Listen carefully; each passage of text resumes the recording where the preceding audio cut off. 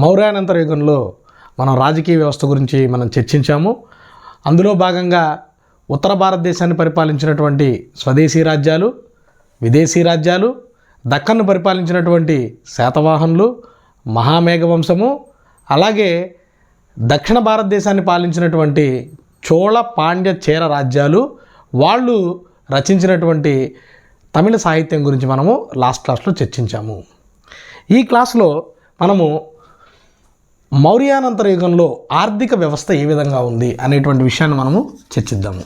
ఆర్థిక వ్యవస్థ చూడండి, మనం ప్రతి పాఠంలో కూడా చర్చించేటప్పుడు ఆర్థిక వ్యవస్థ గురించి చర్చించేటప్పుడు ముందుగా వ్యవసాయం గురించి, తర్వాత పరిశ్రమల గురించి, ఆ తర్వాత వర్తక వాణిజ్యాల గురించి మనము చర్చిస్తున్నాము. అయితే మౌర్యానంతర యుగంలో వ్యవసాయానికి సంబంధించి కానీ పరిశ్రమల గురించి కానీ మనకి పెద్దగా సమాచారం అయితే లేదు. కానీ వర్తక వ్యాపారాల గురించి, ఆర్థిక వ్యవస్థ అంటే వర్తక వ్యాపారాలు, ఈ కాలంలో జరిగినటువంటి వర్తక వాణిజ్య వ్యాపారాలు అనేవి అత్యంత ప్రాధాన్యతను సంతరించుకున్నాయి.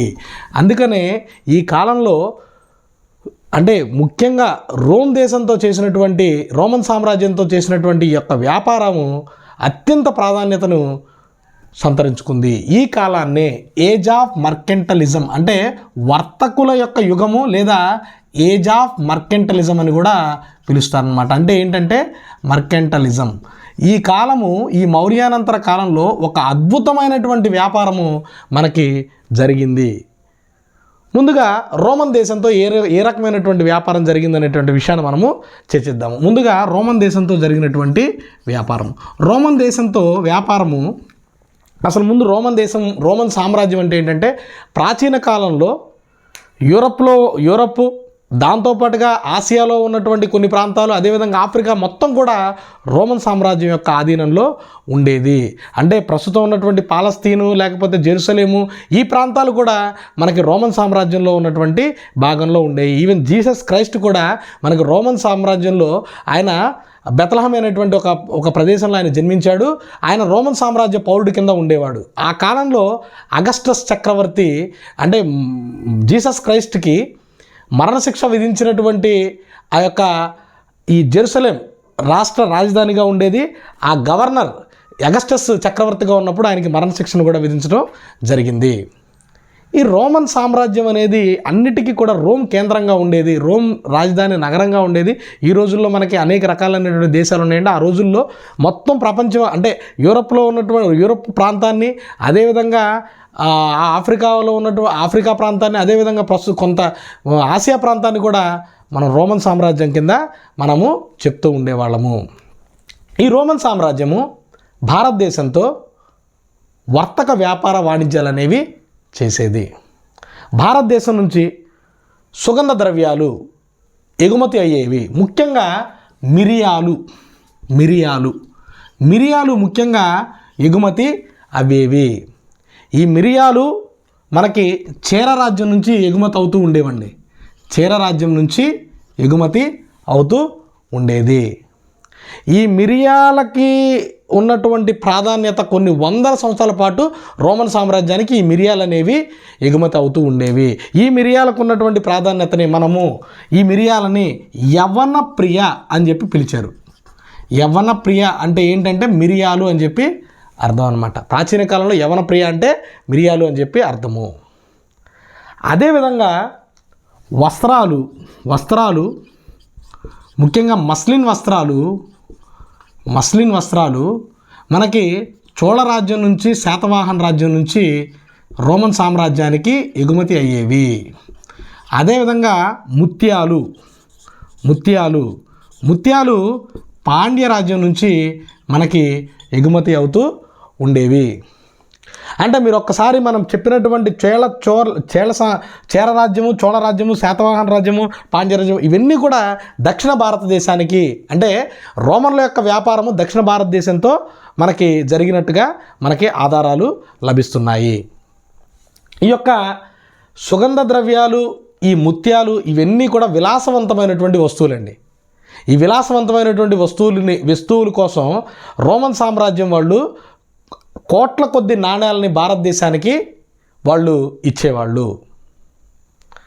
ఈ యొక్క రోమన్ సామ్రాజ్యంతో జరిగినటువంటి వ్యాపారం గురించి మనకి ఒక 2 పుస్తకాలు మనకు సమాచారం ఇస్తున్నాయండి. అందులో మొదటిది ప్లినీ రాసినటువంటి న్యాచురల్ హిస్టరీ. ప్లినీ రాసినటువంటి న్యాచురల్ హిస్టరీ. ఈ న్యాచురల్ హిస్టరీ గురించి గతంలో కూడా మనము డిస్కస్ చేశాము.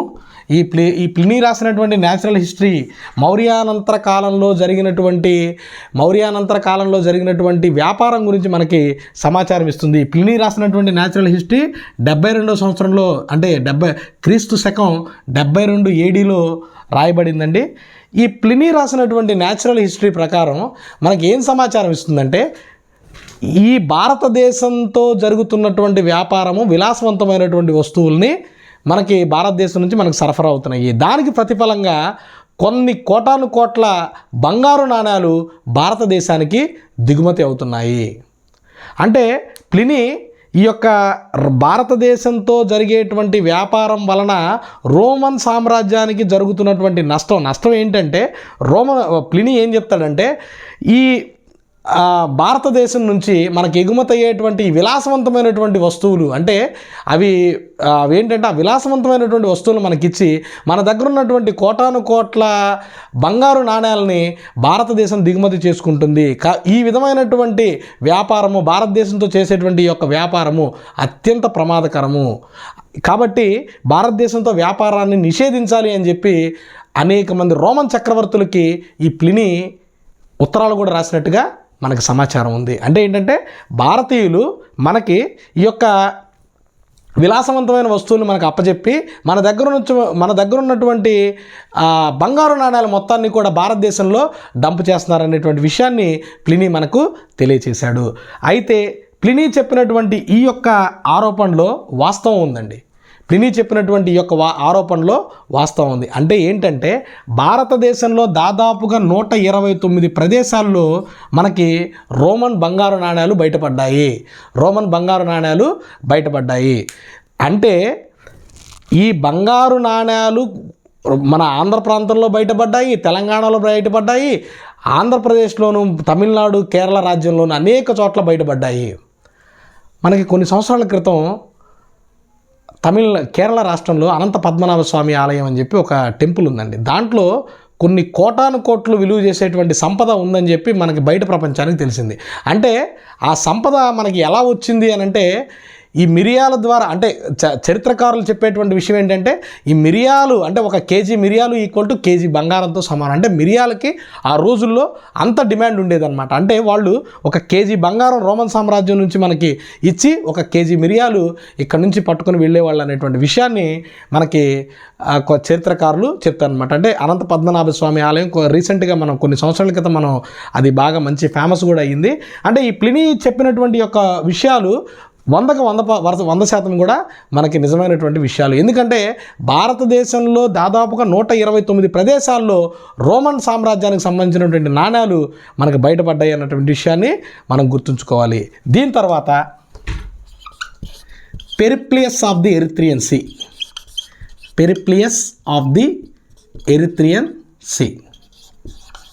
ఈ పెరిప్లియస్ ఆఫ్ ది ఎరిత్రియన్ సీ ఈ గ్రంథాన్ని ఎవరు రాశారో తెలియదండి. ఇది 60 ADలో రాశారు. ఇది ఎవరు రాశారో తెలియదు. పేరు చెప్పనటువంటి ఒక అజ్ఞాత నావికుడు, అంటే అలెగ్జాండ్రియాకి చెందినటువంటి అజ్ఞాత నావికుడు ఈ యొక్క పుస్తకాన్ని రాశారండి. ఈ అలెగ్జాండ్రియాకి చెందినటువంటి ఈ యొక్క నావికుడు భారతదేశానికి అనేక సార్లు నౌకలను నడుపుకుంటూ వచ్చి ఇక్కడ ఉన్నటువంటి బరుకచ్చ అంటే భార్య గజ, అలాగా భారతదేశంలో ఉన్నటువంటి రేవు పట్టణాల యొక్క సమాచారాన్ని మనకి ఇవ్వడం జరిగింది. అంటే ఎవరు రాశారో తెలియదు. ఇది పెరిప్లియస్ ఆఫ్ ది ఎరిత్రియన్ సీ, అలెగ్జాండ్రియాకి చెందినటువంటి నావికుడు. అలెగ్జాండ్రియాని మౌత్ ఆఫ్ నైల్ అని చెప్పి అంటారన్నమాట. మనకి అలెగ్జాండ్రియాకి మరియు ఎర్ర సముద్రాన్ని, అంటే అలెగ్జాండ్రియా మధ్యధరా సముద్రం యొక్క మౌత్ అని చెప్తారు. ఎర్ర సముద్రానికి మరియు అలెగ్జాండ్రియాకి మధ్యధరా సముద్రానికి మధ్య మనకి ఒక సూయజ్ కెనాల్ అనేది ప్రస్తుతం మనకి ఉన్నది. ఆ రోజుల్లో సూయజ్ కెనాల్ లేదంటే 160 కిలోమీటర్ల ల్యాండ్ రూట్ ఉండేది. దాని గురించి మనం మోడర్న్ హిస్టరీ డిస్కస్ చేసేటప్పుడు దాని గురించి డిస్కస్ చేద్దాము. అయితే మనకి 46వ సంవత్సరంలో 46 ఏడీలో హిప్పాలస్ ఈ హిప్పాలస్ అనేవాడు ఋతుపవనాలని కనుగొన్నాడు. ఈ ఋతుపవనాలని కనుగొనడంతో నౌకా వ్యాపారము అత్యంత సునాయాసంగా జరిగింది. ప్రాచీన రోజుల్లోనండి మధ్య సముద్రాల్లోకి వెళ్ళాలంటే చాలామంది భయపడేవాళ్ళు. ఎందుకంటే మనకు ఆ రోజుల్లో ఎటువంటి స్టీమ్ ఇంజిన్ లేవు. ఓన్లీ తెరచాపల ద్వారా మాత్రమే మనకి సముద్ర ప్రయాణం అనేది కొనసాగుతూ ఉంటుంది. ఈ హిప్పాలస్ ఎప్పుడైతే ఈ ఋతుపవనాలని కనుగొన్నాడో ఆ ఋతుపవనాలని కనుగొన్న తర్వాత నౌకా ప్రయాణం అనేది సునాయాసమైనది. అంటే ఆ ఋతుపవనాలు ఒకటండి, ఋతుపవనాల టైము మారదు, ఋతుపవనాల దిశ కూడా మారదు. ఎప్పుడు ఉదాహరణకి భారతదేశంలో నైరుతి ఋతుపవనాలు ఎప్పుడు కూడా మనకి జూన్ మొదటి వారంలో మన దగ్గరికి వస్తాయండి. అది కొన్ని సంవత్సరాల నుంచి కొన్ని తరాల నుంచి కూడా మనకు అదే జరుగుతుంది. అంటే నైరుతి ఋతుపవనాలే వస్తాయి, ఈశాన్య ఋతుపవనాలు కాదు. నైరుతి ఋతుపవనాలు ఎప్పుడు కూడా జూన్ మొదటి వారంలోనే. అంటే ఈ టైం సీక్వెన్స్ అనేది అది ఖచ్చితంగా ఫాలో అవుతుంది. హిప్పాలస్ దీనిని క్రీస్తు శకం 46వ సంవత్సరంలో ఎప్పుడైతే కనిపెట్టారో నౌకాయానం అనేది తెరచాపల ద్వారా జరిగేటువంటి నౌకాయానం అనేది చాలా సునాయాసంగా అయిపోయి మనకి వ్యాపారం అనేది అత్యద్భుతంగా కొనసాగిందండి. దాంతోపాటు చైనాకి మరియు అదేవిధంగా రోమన్ సామ్రాజ్యానికి మధ్య ఒక సిల్క్ రూట్ ఉందండి. సిల్క్ రూట్ అంటే ఏంటంటే మనకి భారతదేశం నుంచి వాళ్ళు వస్త్రాలు, మిరియాలు, ముత్యాలు దిగుమతి చేసుకున్నట్టుగా చైనా నుంచి పట్టుని మరియు పింగాణి పాత్రల్ని వాళ్ళు వ్యాపారం చేస్తూ ఉండేవాళ్ళు. ప్రపంచంలో మొట్టమొదటిసారిగా సెరికల్చర్ని డెవలప్ చేసింది చైనా అండి. అయితే ఆ చైనా కనిపెట్టినటువంటి ఈ సెరికల్చర్ మీద గుత్తాధిపత్యం కోసం దాదాపుగా ఒక 500 సంవత్సరాల పాటు ఆ విషయాన్ని బయట ప్రపంచానికి తెలియనిలా. అందుకనే ఈ సెరికల్చర్ మీద పూర్తి ఆధిపత్యం చాలా సంవత్సరాల పాటు చైనా వాళ్ళ దగ్గరే ఉంది. అంటే రోమన్ సామ్రాజ్యం నుంచి డైరెక్ట్గా చైనాకి భూమార్గం ఉండేదండి. భూమార్గం ద్వారా వాళ్ళు సిల్క్ రూట్ భూమార్గం ద్వారా వాళ్ళు చైనాతో వ్యాపారం చేసేవాళ్ళు. అయితే మనము ఇదే కాలంలో మన యూచీలు, పార్థియన్లు, శకులు అనేటువంటి మధ్య ఆసియాకు చెందినటువంటి కొంతమంది తెగలు దారి దోపిడీలు చేసేవాళ్ళనే విషయాన్ని మనము తెలుసుకున్నాం. ఈ దోపిడీదారుల యొక్క భయం వల్ల చైనా నుంచి వీళ్ళు భారతదేశం ద్వారా భూమార్గం వరకు వచ్చి ఈశాన్య రాష్ట్రాల ద్వారా భారతదేశంలోకి ప్రవేశించి అక్కడి నుంచి మనకి రోమన్కి నౌకాయానం ద్వారా వ్యాపారం అనేది చేస్తూ ఉండేవాళ్ళు. అంటే ఏంటంటే మధ్య ఆసియాకు చెందినటువంటి ఈ యొక్క తెగల భయం వల్ల చైనా నుంచి రోమన్ వ్యాపారం అనేది భారతదేశం ద్వారా జరిగింది. ఈ విషయాన్ని కూడా మనము గుర్తుపెట్టుకోవాలి. ఇది రోమన్ సామ్రాజ్యంతో జరిగినటువంటి అత్యంత ముఖ్యమైనటువంటి ఇదండి. రోమన్ సామ్రాజ్యంతో జరిగినటువంటి వ్యాపారంలో భాగంగా మనకు అనేక చోట్ల రోమన్ బంగారు నాణ్యాలు అనేవి బయటపడ్డాయి. తర్వాత ఇంకొకటి నెక్స్ట్ మనకు అదేవిధంగా ఈజిప్ట్ దేశంతో కూడా మనకి కొంత అంటే ఆఫ్రికా ప్రాంతంలో ఈజిప్టు మరియు అబిసీనియా దేశాలతో కూడా మనకి వ్యాపారం అనేది ఈ కాలంలో అత్యద్భుతంగా కూడా కొనసాగింది. ఆ విషయం కూడా మనము గుర్తుపెట్టుకోవాలి. నెక్స్ట్ ఇక మన ఆర్థిక వ్యవస్థకు సంబంధించి మన దగ్గర ఉన్నటువంటి ఇంపార్టెంట్ ఇన్ఫర్మేషన్ ఇదేనండి. ఆ తర్వాత మనము మతం గురించి చర్చిద్దాము. అంటే మత వ్యవస్థ ఏ విధంగా ఉంది,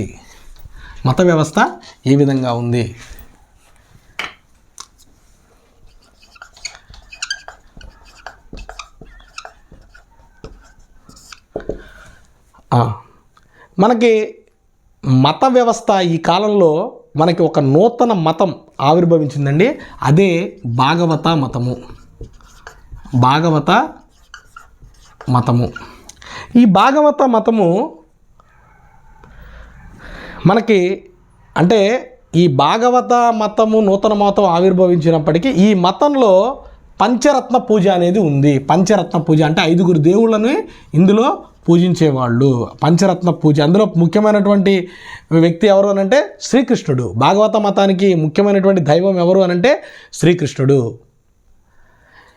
ఈ మతానికి సంబంధించినటువంటి గతంలో మనం శుంగుల కాలంలో భాగభద్రుడి ఆస్థానాన్ని హీలియోడోరస్ అనేటువంటి ఒక గ్రీకు రాయబారి సందర్శించాడని చెప్పుకున్నాం. హీలియోడోరస్ వేయించినటువంటి ఈ హీలియోడోరస్ వేయించినటువంటి బేసానగర్ శాసనంలో తాను పరమ భాగవతుణ్ణి అని చెప్పుకున్నాడండి. పరమ భాగవతుడు ఎవరు? హీలియోడోరస్ తనకు తాను నేను పరమ భాగవతుణ్ణి అని చెప్పడము జరిగింది.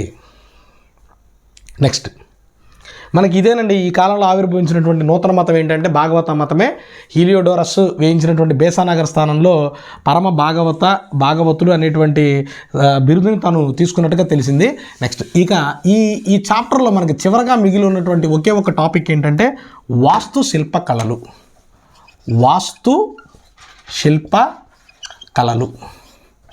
ప్రతి చాప్టర్లో కూడా ఈ వాస్తుశిల్ప కళలు అనేవి మనకి చాలా చాలా ఇంపార్టెంట్ అండి. ఈ వాస్తుశిల్ప కళల్లో ఈ కాలంలో మనకి మూడు రకాలైనటువంటి వాస్తుశిల్ప కళలు అభివృద్ధి చెందాయి. మూడు రకాలైనటువంటి వాస్తుశిల్ప కళలు అభివృద్ధి చెందాయి. అది మొదటిది గాంధార శిల్పకళ. ఈ గాంధార శిల్పకళ ఇండో గ్రీకుల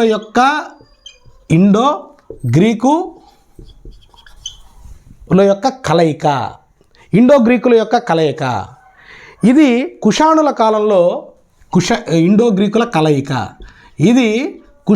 కాలంలో అభివృద్ధి చెందింది. అంటే ఈ ఇండో గ్రీకుల దగ్గర నుంచి మొదలైంది. కుషాణుల కాలంలో ఇది అత్యున్నతమైనటువంటి స్థానానికి చేరింది. కుషాణుల కాలంలో అత్యున్నత స్థాయిలో ఉన్నది.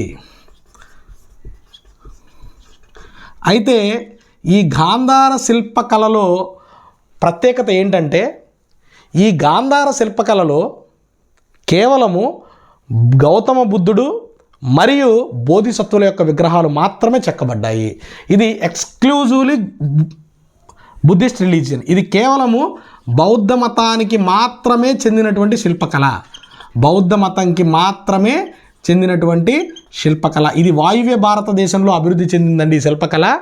పుష్కలావతి మరియు దాంతోపాటు ఈ తక్షశిల ప్రాంతంలో ఈ యొక్క గాంధార శిల్పకళ అభివృద్ధి చెందింది. గౌతమ బుద్ధుడిని మొట్టమొదటిసారిగా విగ్రహాల రూపంలో చూపించినటువంటి శిల్పకళ గాంధార శిల్పకళ. ఈ గాంధార శిల్పకళలోనే మొట్టమొదటిసారిగా మహాయాన విగ్రహాలన్నీ కూడా గాంధార శిల్పకళలోనే మనకి చెక్కపడ్డాయి. ఈ బౌద్ధ మతానికి సంబంధించినటువంటి ఈ శిల్పకళ ఆధారంగా తర్వాత కాలంలో అనేక మతాలు విగ్రహారాధనని మొదలుపెట్టాయి. అయితే మొట్టమొదటిసారిగా మాత్రం బౌద్ధ మతమే విగ్రహారాధనని ప్రారంభించింది. ఇది పూర్తిగా బౌద్ధ మతానికి చెందినటువంటి శిల్పకళ. ఇందులో బుద్ధుడు మరియు బోధిసత్వుల యొక్క విగ్రహాలు మాత్రమే కనిపిస్తాయి. ఇందులో ఇంకొక ప్రత్యేకమైనటువంటి ఏంటంటే ఈ యొక్క గాంధార శిల్పకళలో శారీరక సౌందర్యానికి అధిక ప్రాధాన్యతను ఇస్తారు. సౌందర్యంకి అధిక ప్రాధాన్యత ఇస్తారు. అధిక ప్రాధాన్యత ఉంటుంది. అంటే చూడండి, గౌతమ బుద్ధుడిని ఇక్కడ ఒక రింగుల జుట్టు, బలమైనటువంటి చేతులు, ఎక్కువగా ముడతలు పడినటువంటి దుస్తులు, ఈ విధంగా మనకి అంటే గౌతమ బుద్ధుడిని ఒక రకంగా చెప్పాలంటే బాహుబలిలో ప్రభాస్లాగా చూపించేటువంటి ప్రయత్నం చేస్తాను. అంటే బలమైనటువంటి కండలు కలిగినటువంటి వ్యక్తిలాగా, రింగులు జరిగినటువంటి జుట్టులాగా ఈ యొక్క శిల్పకళలో మనకి కేవలం శారీరక సౌందర్యం కనిపిస్తుంది తప్ప ఆధ్యాత్మికత కనిపించదు. ఆ విషయం మనం గుర్తించాలి. ఇక్కడ ఆధ్యాత్మికత అనేది కనిపించదు. ఈ యొక్క శిల్పకళలో ఆధ్యాత్మికత కనిపించదు. కేవలము బాహ్య సౌందర్యానికి మాత్రమే అధిక ఇంపార్టెన్స్ అనేది మనకు ఉంటుంది. ఇక్కడ నల్లటి రాయిని ఉపయోగించారు. ఈ శిల్పకళలో గాంధార శిల్పకళలో నల్లటి రాయిని ఉపయోగించారు. ఆఫ్ఘనిస్తాన్లో బమియన్ బుద్ధ దాదాపుగా 175 అడుగుల ప్రపంచంలోనే ఎత్తైన బుద్ధుడి విగ్రహాలు ఆఫ్ఘనిస్తాన్లో ఉన్నాయండి. అయితే ఈ 175 అడుగుల ఈ యొక్క గౌతమ బుద్ధుడి యొక్క విగ్రహాలు గాంధార శిల్పకళలో చెక్కబడ్డాయి. వీటిని యునెస్కో ప్రపంచ వారసత్వ సంపద కింద గుర్తించింది. అయితే 2001లో తాలిబాన్లు ఆఫ్ఘనిస్తాన్ని పాలించేటువంటి కాలంలో ఈ యొక్క బమియన్ బుద్ధాని వాళ్ళు కొన్ని ఫిరంగులతోటి కూల్చిపారేశారండి, వాటిని పేల్చిపారేశారు. ఎందుకంటే మేము విగ్రహారాధనకి వ్యతిరేకం కాబట్టి ఆ ఆలోచనతోటి ఈ యొక్క తాలిబన్లు అత్యద్భుతమైనటువంటి ఈ యొక్క శిల్ప సంపదని వాళ్ళు నాశనం చేశారు. యునెస్కోతో పాటుగా భారతదేశంతో పాటు అనేక దేశాలు వారిని బతిలాడినప్పటికీ కూడా వాళ్ళు ఆ ప్రయత్నాన్ని విరమించుకోలేదు. చివరికి అవి నాశనం అయిపోయి మీరు కనుక నెట్లో కనుక చూస్తే బిఫోరు ఆఫ్టర్ ఏ విధంగా ఉందనేది, అంటే అద్భుతమైనటువంటి శిల్పకళ 2001లో నాశనం అయిపోయింది. ఆ విషయం మనము గుర్తుపెట్టుకోవాలి. దీని తర్వాత మధుర శిల్పకళ. గాంధార శిల్పకళలో important points only exclusively for Buddhism, only బౌద్ధ మతానికి మాత్రమే సంబంధించింది. ఓన్లీ బుద్ధుడు మరియు బోధిసత్వుల విగ్రహాలు మాత్రమే మనకి ఇందులో చెక్కబడతాయి. ఇందులో మనకి ఎటువంటి ఆధ్యాత్మికత కనిపించదు. కేవలము శారీరక దృఢత్వానికి, శారీరక సౌందర్యానికి మాత్రమే ఇంపార్టెన్స్ ఇచ్చారు. నెక్స్ట్ మధుర శిల్పకళ. ఈ మధుర శిల్పకళ గంగా యమున ప్రాంతంలో, గంగా యమున మైదాన ప్రాంతంలో మధుర కేంద్రంగా ఈ యొక్క శిల్పకళ అభివృద్ధి చెందింది.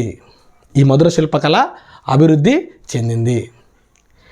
ఈ శిల్పకళలో బౌద్ధ మతంతో పాటు మిగిలిన మతాలకు సంబంధించినటువంటి విగ్రహాలు కూడా చెక్కబడ్డాయి.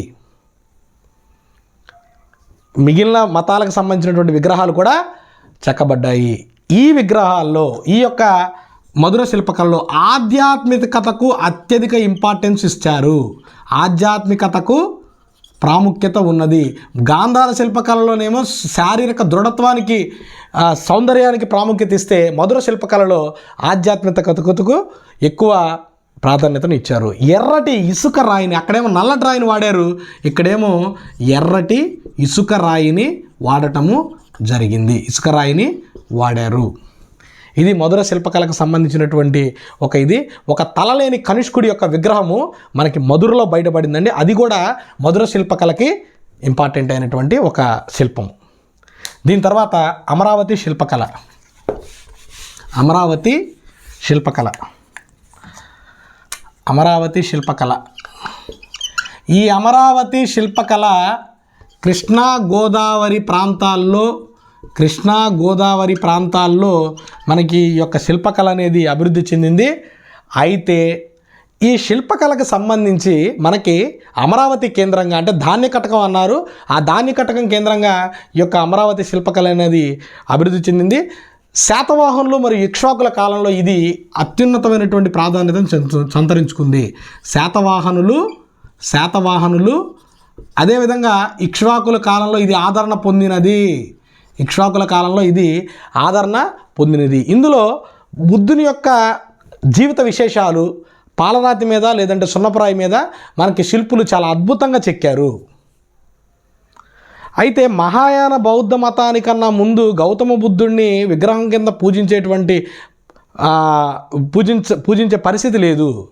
అంతకుముందు పద్మము, రౌతులేని గుర్రము, చెప్పులు, అదేవిధంగా స్తూపము, ఇటువంటి వాటిని అద్భుతంగా వాళ్ళు చెక్కారనమాట. వీటిని ఆయక పతములు అని చెప్పి అంటారు. ఆయక పతములు అంటే ఏంటంటే బుద్ధుని యొక్క పంచరత్నాలను చూసారు, అవే అనమాట ఆయక పతములు. ఈ ఆయక పతముల్ని అత్యద్భుతంగా ఈ యొక్క అమరావతి శిల్పకళలో వాటిని చెక్కడము జరిగింది. అంటే గుర్తులతోటి మనకి బుద్ధుడు చూపించబడ్డాడు అనేటువంటి విషయం మనకు ఈ యొక్క అమరావతి శిల్పకళలో మనకి తెలుస్తుంది. అమరావతిలో ఒక భారీ స్తూపము అమరావతి శిల్పుల యొక్క శిల్ప నైపుణ్యాన్ని తెలియజేస్తుంది. అయితే ఈ యొక్క శిల్పము 14వ శతాబ్దంలో కూలిపోయిందండి. 14వ శతాబ్దంలో కూలిపోతే జస్ట్ ఒక చిన్న ఫ్రాగ్మెంట్ ఉంది. దాన్ని ప్రస్తుతానికి మనము గనక ఆ నాగార్జున కొండకి వెళ్తే అక్కడ మ్యూజియంలో దాన్ని చాలా భద్రంగా దాచిపెట్టారు. ఇది మౌర్యానంతర యుగంలో జరిగినటువంటి వాస్తు శిల్పకళలకు సంబంధించినటువంటి సమాచారము. అయితే నేను ఇక్కడ చాలా మీకు ఎక్కువ ఇంపార్టెంట్, అంటే ఎక్కువ మీకు పాయింట్స్ ఏం చెప్పలేదండి ఈ మొత్తం లెసన్ కూడా. ఎందుకంటే ఇది యాక్చువల్గా గ్రూప్ 2కి లేదనేటువంటి విషయం మీద ఎక్కువ మంది పెద్దగా ఈ వీడియోని, అంటే ఈ మౌర్యానంతర యుగానికి సంబంధించినటువంటి వీడియోని ఎవరు పెద్దగా ఎక్కువగా అంతగా వాచ్ చేసినట్లేరు. అందుకని చెప్పి నేను ఇన్ఫర్మేషన్ చాలా తక్కువగా మీకు కుదించి నేను ఇవ్వడం జరిగింది. మనకి గ్రూప్ 1కి అయితే మాత్రం ఎక్కువగా చదువుకోవాలండి డెఫినెట్గా. ఓన్లీ గ్రూప్ 2 వాళ్ళ వరకు అయితే మాత్రం ఇది మనకి ప్రత్యేకించి మనకి సిలబస్లో మెన్షన్ చేయలేదు. అయినప్పటికీ ఒకవేళ ప్రశ్నలు ఏమన్నా అడగడానికి అవకాశం ఏమన్నా ఉంది అనే ఉద్దేశంతో నేను చాలా ఇంపార్టెంట్ అయినటువంటి పాయింట్స్ని కూడా నేను అందజేస్తానండి. రెండోది, నెక్స్ట్ చాప్టర్లో మనం గుప్త సామ్రాజ్యాన్ని స్టార్ట్ చేస్తాము. గుప్తులు గుప్తానంతర యుగంతో మనకి ఈ ప్రాచీన యుగం అనేది పూర్తయిపోతుంది. అయితే అభ్యర్థులకు ఒక చిన్న గమనిక అండి, చిన్న విజ్ఞప్తి. మీ సలహాలు కానీ సూచనలు కానీ లేకపోతే ఏం కావాలనేటువంటి విషయాన్ని మీరు ఒక్కసారి నాకు కామెంట్ రూపంలో కానీ తెలియజేయండి. అదేవిధంగా మీరు తెలియజేసిన దాన్ని బట్టి మనం వీడియోలని ఎంత త్వరితగతిన నేను అప్లోడ్ చేయడానికి కూడా అవకాశం ఉంటుంది. ఎందుకంటే నేను వీడియోలు అప్లోడ్ చేయడానికి కొంత టైం తీసుకుంటూ ఉంటుంది కాబట్టి మ్యాక్సిమం మీ యొక్క ఇంట్రెస్ట్ని బట్టి నేను వీటిని కూడా మీకు ఇంట్రెస్ట్ని బట్టి నేను ఎంత త్వరగా వీటిని అప్లోడ్ చేసేటువంటి ప్రయత్నం చేస్తాను. నాకు ఏ సమాచారం అయినా సరే నాకు కామెంట్స్ ద్వారా కానీ లేదంటే లైక్ ద్వారా కానీ నాకు తెలియజేయండి. Thank you. నెక్స్ట్ క్లాస్లో మనం గుప్త సామ్రాజ్యం గురించి డిస్కస్ చేద్దాం.